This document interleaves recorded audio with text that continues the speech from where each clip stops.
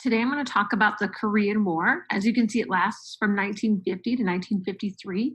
The Korean War is a hot war in the midst of the Cold War. So, again, we talk about the Cold War being titled that way because there's no actual military confrontation between the United States and the Soviet Union.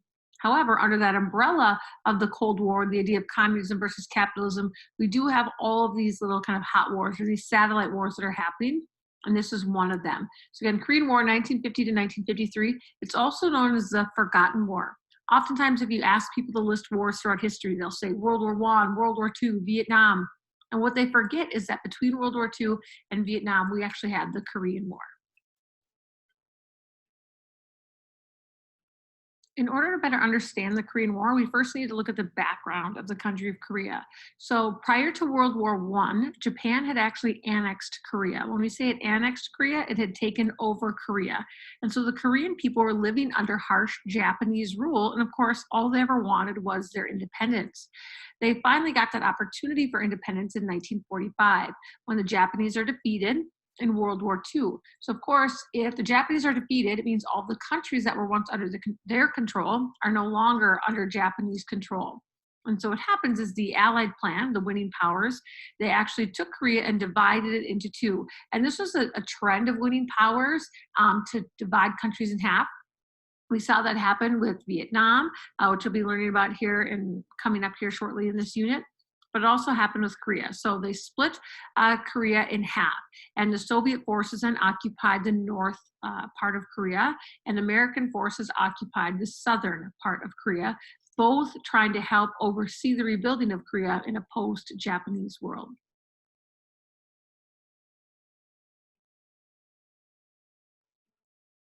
The results of Korea being split at the 38th parallel, which is also known as the DMZ or demilitarized zone, there really are no surprises. So, because the Soviet forces occupied North Korea, of course, then North Korea is set up as a communist system.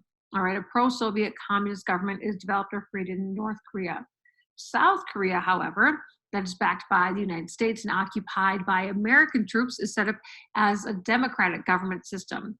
If you remember, the Soviets after World War II, they want to spread communism. Of course, the United States, they want to try to contain communism. And so it really is no shock that you have these two separate countries set up with two different government systems. Those occupying forces actually leave. So the American troops and the Soviet troops leave between 1948 and 1949. Kind of that same idea that they had done in Germany, the idea that, hey, the troops will just occupy there long enough until government systems are set up. This division between North and South Korea was never intended to be permanent. But of course, we know today that it still is split. What most Koreans wanted was a unified Korea, right? They had been under international control, been under the controls of others for over 50 years, and they simply wanted their country to be united. However, they couldn't decide how to unite the country. So the North Koreans take it upon themselves, and they, using their military, invade South Korea with force. Of course, the United States, we see this as an act of aggression. We believe that it wasn't the idea of the North Koreans necessarily, but that it was planned by the Soviet Union. Because if North Korea could invade South Korea, it would turn that into a communist nation as well, and communism would continue to spread.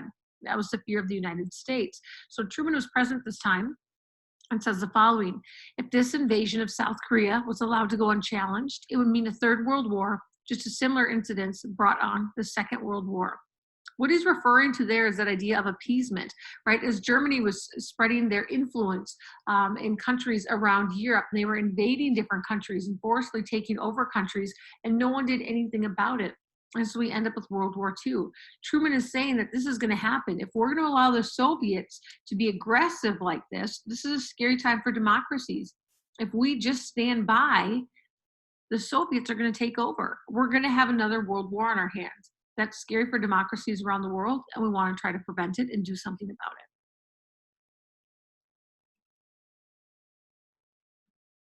After North Korea invades South Korea, it's time for the United Nations to step in and take action. If you remember, the United Nations was created post World War II. The idea is it would be an international peacekeeping body, right, to prevent another world war from breaking out. And so this is a perfect opportunity for the United Nations to step in again and take action. This is exactly why we need the United Nations.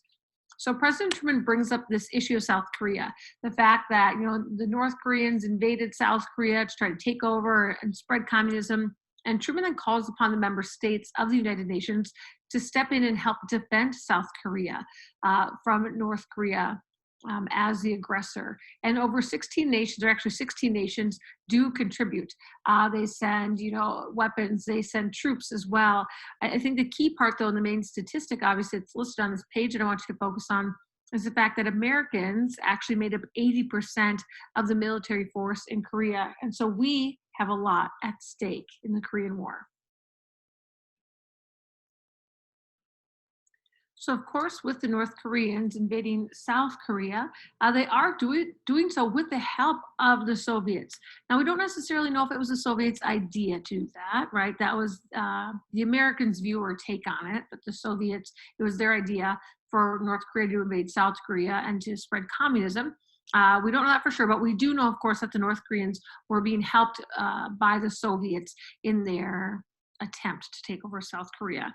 And so they go south of the 38th parallel. They start sweeping through South Korea, but the United Nations forces are there just in time. They're able to surround the North Korean forces and start to push them back north over the 38th parallel. So according to the United Nations, this would be deemed as a major success and really their first test as an international peacekeeping body. So while the initial drama calmed down after that first attempted takeover of South Korea by North Korea, the tension just continues to linger for years. And there are a lot of threats that go back and forth between the countries. During this time, we have a new president that takes office, and that is Eisenhower. And he really pushes for peace talks between North Korea and South Korea. That's his goal. He comes in and says, hey, there are a lot of American lives on the line. We also see the fact that some people start to really kind of question what's happening. Like, isn't this really between North Korea and South Korea and not the U.S.? Isn't this maybe more of a civil war between those two countries? And with that, that's why he really does push for peace talks. However, because the peace talks stalled, he actually threatens the use of nuclear weapons, saying, you need to figure this out. We need to stop fighting. Something has to happen. And if not, we'll use nuclear weapons if necessary. Lucky for us and the rest of the world, we never had to use those nuclear weapons, and a truce or a ceasefire is called in 1953, so 3 years after the war initially started. The interesting thing about this ceasefire really is it just means that the troops are going to go home, they're going to stop fighting, but they are going to remain divided at the 38th parallel.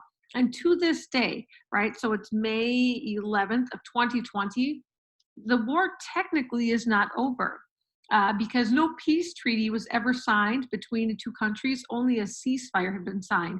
So even to this day, on a technicality, if you look at it, the Korean War is still going on. However, we really do look at it that it did end once that ceasefire was called in 1953, and they decided to just stop fighting, but to not unite their countries. When all is said and done with the Korean War, Americans feel incredibly frustrated. I can remember we were on that path of joining wars and winning wars, and this one we felt like really wasn't much of a win at all. So Americans were really frustrated. You had tens of thousands of people that were killed during the Korean War, but for very limited results. For what? What was accomplished? Remember, we were doing this in the name of containment, right? To try to contain the spread of communism. And while we were successful in not allowing communism to take over South Korea, people started to really ask, well, is it really worth it? And is it really our business? So while we were frustrated, we were still grateful. I mean, we didn't have any nuclear warfare, so that was, a bullet that we dodged as a nation, that we didn't have to go there. We also saw some progress or positive steps in terms of integration. So you had fully integrated units now in the military, and this is the first war in which we saw those happening. But again, people really the general feeling is that they start to question containment. And we're going to see that that really leads into a divided nation as we begin um, our fight in the Vietnam War, right? So as the United States joins the Vietnam War, you have lingering frustrations from the Korean War that I think go into that, and is one of the reasons why we become so divided as a nation. If we look at current day information in both North and South Korea, in 2018, I know there were talks between the leaders of both North and South Korea to attempt to denuclearize the Korean Peninsula. And they were looking, at the potential of doing that. I don't think agreements were ever actually made on that. And of course, we know that today that there's a totalitarian regime happening in North Korea with Kim Jong Un.